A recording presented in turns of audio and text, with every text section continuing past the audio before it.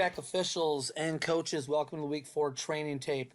We've got 13 great plays that were pulled out by Sean and our graders and trainers and officials as well. So let's go ahead and get started. We've got 3 plays here to illustrate some different things with block in the back. So this first one here is our pretty standard, typical block in the back foul. We're in chase mode and we propel our the block propels him past the runner. So you can see right now, not in too bad position. We definitely have an opportunity for a blindside block at this point. But if we go forward, you can see he does end up behind him and does get a hand square in the back and propels him past the runner. And that's what makes this a foul. Remember, when we're in chase mode, any contact in the back that has any effect at all on that opponent is going to be considered a foul in the back when we are in chase mode. Next one, a little different.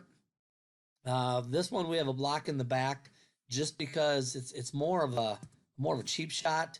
I think really what this player might have been trying to do after watching this again is he might be trying to force this return man into touching the ball. So let's just address that as well. Remember, force touching is no touching. So if we'll play it and then we'll come back. Okay, so if he's trying to hit this guy in the back to knock him into the ball and he goes right over the top of the ball, remember that is one where we have force touching. So this player is not actively, they're not actively engaged, actively blocking. We have one player who's passive, and we have another player who just comes and tries to push him into the ball. However, the way he does it would be a foul because it's a cheap shot block in the back. If he did that from the side with the push or something like that, we would not have any foul. Let's also address that what if we wouldn't have force touching and this return man would touch the ball, and then we get this guy at number 8 here who picks it up and running for a touchdown. We should know, as this official does right here, that they cannot advance a touch or a muff, so we would be dead at that spot. But in this case, we've got a block in the back foul that we would want called. This last one here is, let's get to it. Okay, so this one here, if you take a look, you can see we get a block in the back, and it's not too big, but remember, when they're behind them, it doesn't have to be. That's 2 hands in the back. But let's look what's going on. We've got that runner who is going to the ground, okay? And Sean's comment here is, and this is our philosophy, is if the block in the back helps him make the tackle or is the same spot of the tackle, no delay in time there, then we do not have a foul unless we would have a cheap shot or a personal foul type situation. So this one would not be a block in the back that we want called. And that's why it's really important that we're patient with our flags. We can't just see it and throw it. We need to process it to see, if it falls into that category of that block in the back took him into the tackle. Because if we just throw, then we might end up with an incorrect judgment on that. Okay, this is a really good one to look at, talking about false start of DOS. So we'll just let it play through and take a look here. So we've got defense in the reaction, and we get the neutral zone, or we get the offensive lineman to react. Okay, so when do we have a false start? When do we have a DOS? So let's go through all the different scenarios. All right, so here's the case. We've got this player here who is a back. All right, so he is definitely not protected, but he is also not considered for protection as far as an adjacent lineman. All right, he's a back, he's not a lineman. So this player here, this defender, really is in the gap. There's no one on this side, but this is his adjacent lineman. This left tackle is his adjacent lineman. So when this left tackle reacts, we have a foul, and that's going to be DOF. All right. Well, let's change this up a little bit. Let's say that, and I know he's not, but let's say that this guy is head up, dead head up on the center. If he would be head up on the center, then this right guard, the center, and the left guard all would be protected from a false start if this guy who's head up gets in the neutral zone. If any of these three react, we have DOF. All right? So if you're head up on somebody, 3 people are protected. Now, if he's in the gap, I feel this guy's probably in the gap between these 2 guys. If he's in the gap, then only 2 guys are protected. So it's really pretty easy. Head up, the guy head up with you is protected, and both adjacent linemen are protected. So up to 3. If you're in a gap, up to 2. Now, if this receiver was set up all the way inside here and on the line of scrimmage, so let's say this receiver was set up right here. Now, this defender would be in the gap between this lineman and this receiver who's on the line of scrimmage.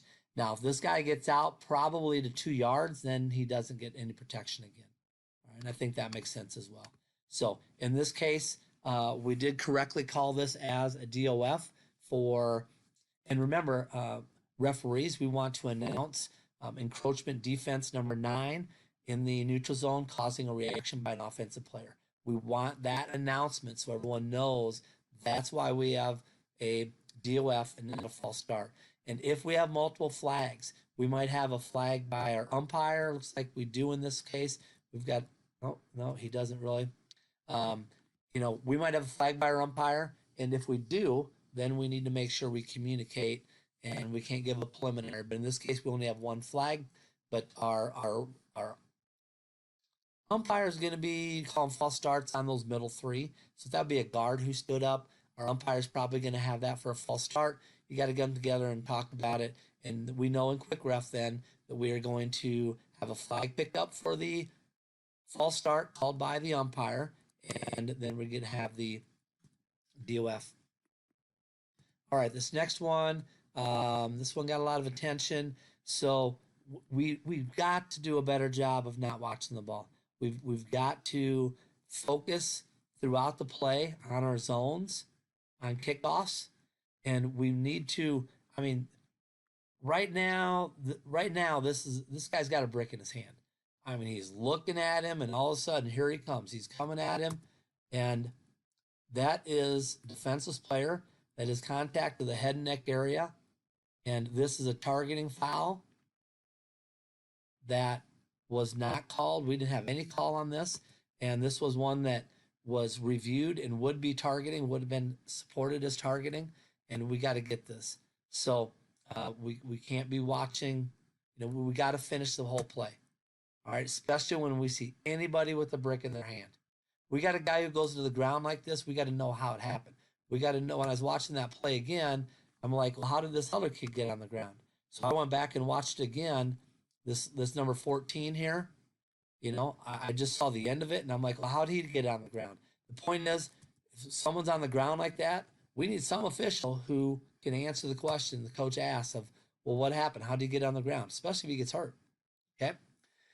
All right. This is a great play to illustrate intentional grounding. And remember, it does not matter if the receiver runs the wrong route. It does not matter if the quarterback throws the ball to the wrong spot. All that matters is if we have no receiver in the area, and remember our guideline on that is if he's coming back to the ball, he gets 7 yards. If he's not coming back towards the ball, he has to be within 5 yards of where that ball is when it hits. Okay? So if there's no receiver in the area and the quarterback is in the pocket and under duress, we have intentional grounding.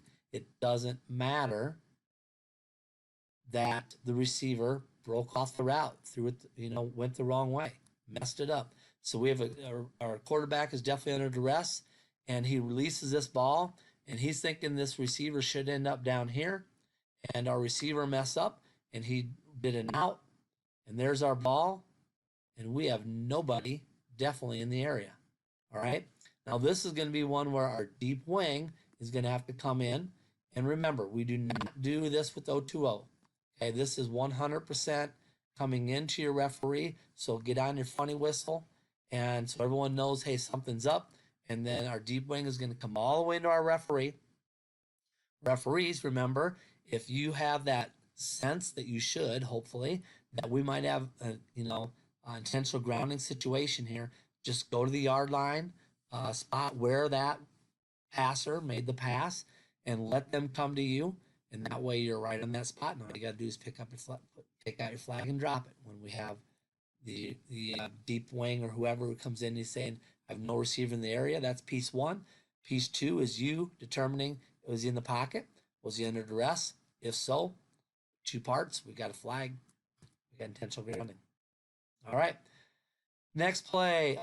So we had a couple of these in this game. One was a foul, one was not a foul. So we're showing you one that's not a foul. We don't always have a foul when we have a sliding ball carrier. So in this case, you can see the comment here, and then we'll go back and take a look. Comment here by Sean is, the defender is already committed to making a wrap-up tackle, and then the ball carrier starts to slide.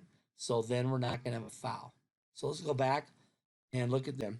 So anyway, going back and taking a look here in slow motion, you can see our defender goes in to make a wrap-up tackle, and he's already starting to attempt that tackle, and then the quarterback goes down really, really late.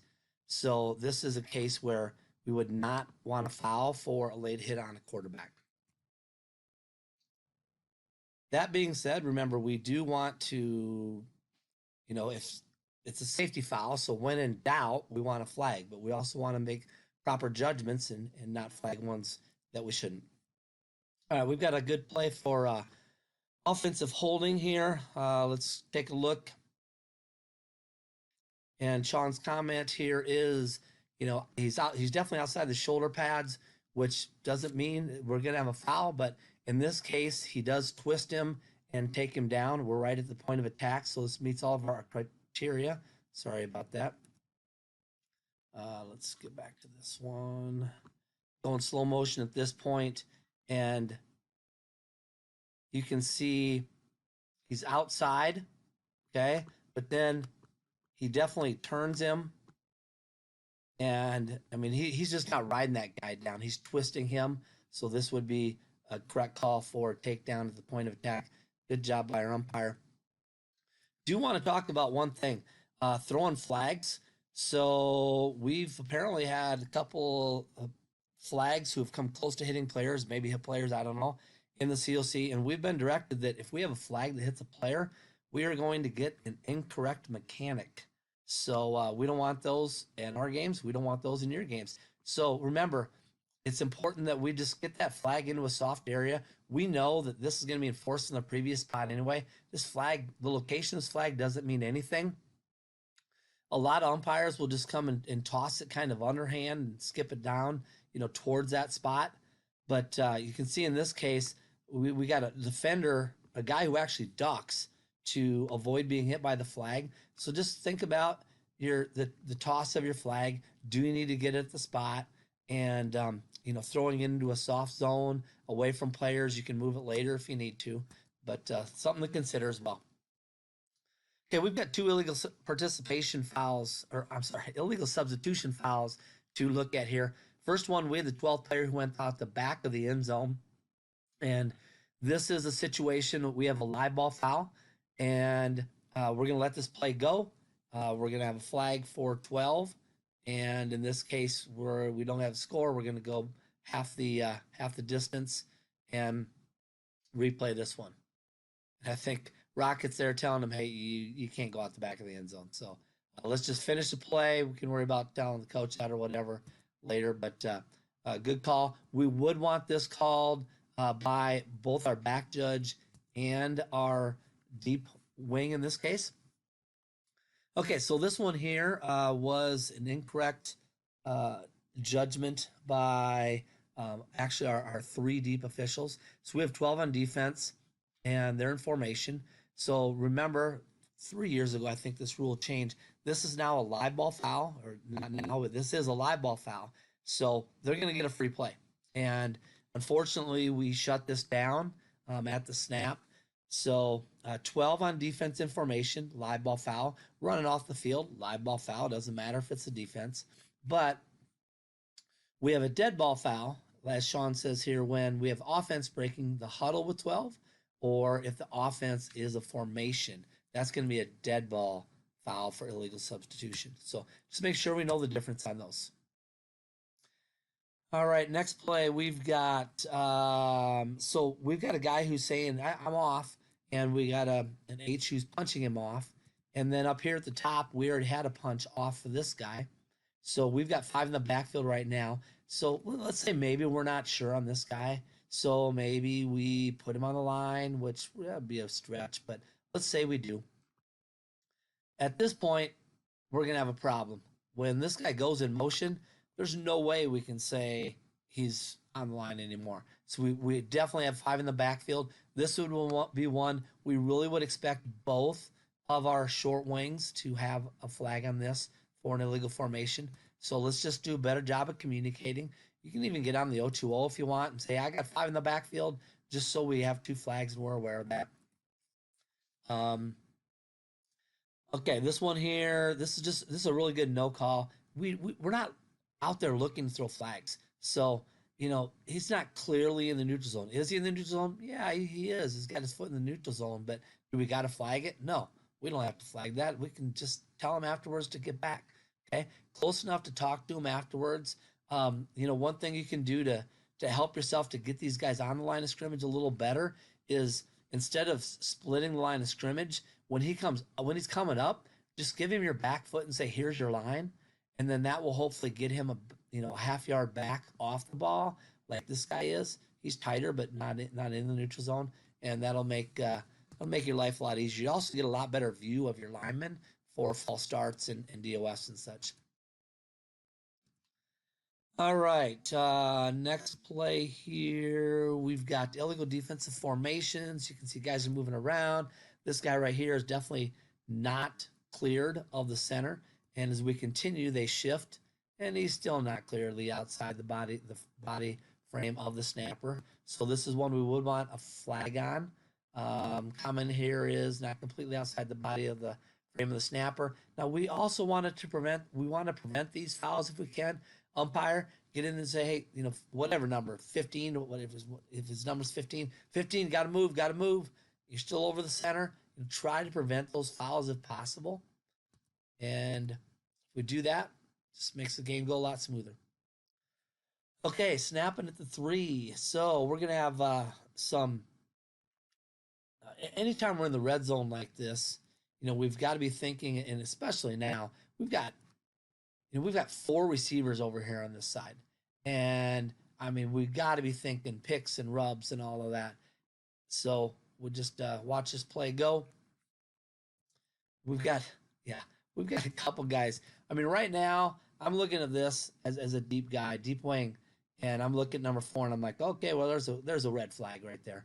And if I'm the back judge and I'm watching this number 3, he's seeking this guy out, and I'm thinking, well, there's a red flag right there.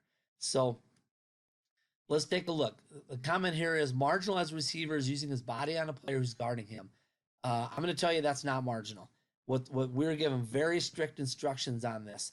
If this guy wants this to be legal, he has to get himself turned, and he has to get himself stationary before there's any contact with this defender. And just watch this guy. He kind of boxes him out, sticks his ass out a little bit. That's a foul.